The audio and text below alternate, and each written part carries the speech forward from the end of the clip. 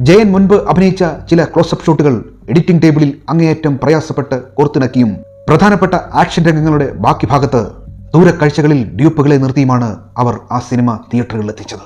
അക്കാലത്ത് പ്രശസ്തനായ തിരുവണ്ടൂർ ഗോപാലകൃഷ്ണൻ എന്ന ആനയായിരുന്നു ഹോളിവുഡിനെ പോലും വെല്ലുന്ന ജയന്റെ ഡ്യൂപ്പില്ലാത്ത ആക്ഷൻ രംഗത്ത് അഭിനയിച്ചത്. ഒടുവിൽ സിനിമ തിയേറ്ററുകളിൽ എത്തിയപ്പോൾ കണ്ടത് സിനിമാ ചരിത്രത്തിലെ തന്നെ ഏറ്റവും നൊമ്പരമുണർത്തുന്ന കാഴ്ചകളായിരുന്നു. നമസ്കാരം. പീരുമേട്ടിലെ മഞ്ഞണിഞ്ഞ താഴ്വരകളിൽ പൗരുഷത്തിന്റെ ഗാംഭീര്യം നിറഞ്ഞ ആക്ഷൻ രംഗങ്ങൾ ചിത്രീകരിച്ച് ഷോളവാരത്തെ കോളിളക്കത്തിന്റെ സെറ്റിലേക്ക് അദ്ദേഹം വണ്ടി കയറുമ്പോൾ പ്രകൃതി പോലും അറിഞ്ഞിരുന്നില്ല അത് ഒരിക്കലും മടങ്ങി വരാത്ത ഒരു മഹായാത്രയായിരിക്കുമെന്ന്. മലയാളിയുടെ ഹൃദയത്തിൽ ഒരിക്കലും ഉണങ്ങാത്ത ഒരു വലിയ മുറിവുണ്ടാക്കി നെഞ്ചുപൊട്ടുന്ന വിങ്ങലുകൾ ബാക്കി വെച്ച് ആ സിംഹഗർജനം മുടങ്ങിയപ്പോൾ വെള്ളിത്തിരയിലത് മായാത്ത നൊമ്പരമായി മാറി. മരണാനന്തരം തിയേറ്ററുകളിലെത്തി മലയാളി മനസ്സിനെ ഈറനണിയിച്ച ഓർമ്മചിത്രമായിരുന്നു അറിയപ്പെടാത്ത രഹസ്യം. 1980 ആ കറുത്ത ദിനം മലയാള സിനിമയുടെ ചരിത്രത്തെ തന്നെയാണ് മാറ്റിമറിച്ചത്.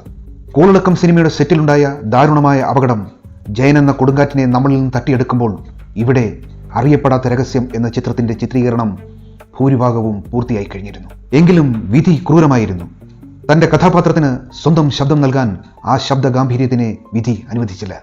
പിന്നീട് ജയന്റെ ശബ്ദം അനുകരിച്ച് ആലപ്പി അഷ്റഫ് ഡബ്ബിംഗ് പൂർത്തിയാക്കുമ്പോൾ അത് വലിയൊരു സാങ്കേതിക വെല്ലുവിളിയായി തീർന്നു. ജയന്റെ സ്വന്തം ശബ്ദമല്ലിതെന്ന് ആളുകൾ തിയേറ്ററുകളിൽ തിരിച്ചറിഞ്ഞിട്ട് പോലും ആ രൂപം സ്ക്രീനിൽ കണ്ടപ്പോൾ ആരാധകരുടെ ഉള്ളിൽ നിറഞ്ഞത് ആ വിടപറച്ചിലിന്റെ വല്ലാത്തൊരു ശൂന്യതയായിരുന്നു. ആ ശബ്ദമില്ലായ്മയിലും ജനങ്ങൾ തിരഞ്ഞത് അവരുടെ പ്രിയപ്പെട്ട നായകന്റെ സാന്നിധ്യം മാത്രമാണ്. നായകനില്ലാത്ത ചിത്രത്തിന്റെ ക്ലൈമാക്സും ശേഷിച്ച ഭാഗങ്ങളും പൂർത്തിയാക്കുക എന്നത് സംവിധായകൻ വേണുവിനും അണിയറ പ്രവർത്തകർക്കും വലിയൊരു വെല്ലുവിളിയായിരുന്നു. ജയൻ മുൻപ് അഭിനയിച്ച ചില ക്ലോസപ്പ് ഷോട്ടുകൾ എഡിറ്റിംഗ് ടേബിളിൽ അങ്ങേയറ്റം പ്രയാസപ്പെട്ട് കോർത്തിണക്കിയും പ്രധാനപ്പെട്ട ആക്ഷൻ രംഗങ്ങളുടെ ബാക്കി ഭാഗത്ത് ദൂരക്കാഴ്ചകളിൽ ഡ്യൂപ്പുകളെ നിർത്തിയുമാണ് അവർ ആ സിനിമ തിയേറ്ററുകളിൽ എത്തിച്ചത്.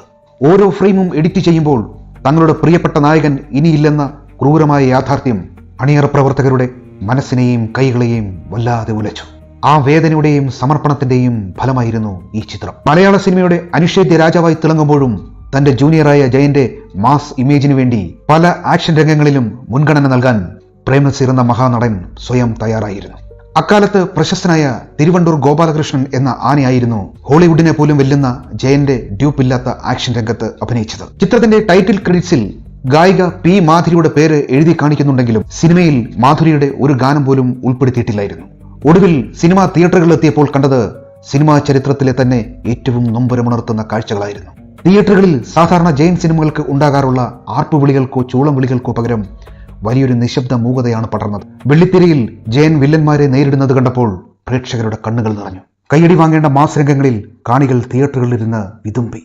കാലം എത്ര കഴിഞ്ഞാലും പീരുമേട്ടിലെ മഞ്ഞിലും മലയാളിയുടെ നെഞ്ചിലും ജയന്റെ ഓർമ്മകൾ അലിഞ്ഞു ചേർന്ന് കിടപ്പുണ്ട്. വേണു സംവിധാനം ചെയ്ത് ജയനും പ്രേംനസീറും പ്രധാന കഥാപാത്രങ്ങളെ അവതരിപ്പിച്ച് 1981 ജനുവരി 9 റിലീസ് ചെയ്ത സർഗധാരയുടെ 144 മിനിറ്റുകളുള്ള സൂപ്പർ ഹിറ്റ് ചലച്ചിത്രം അറിയപ്പെടാത്ത രഹസ്യം.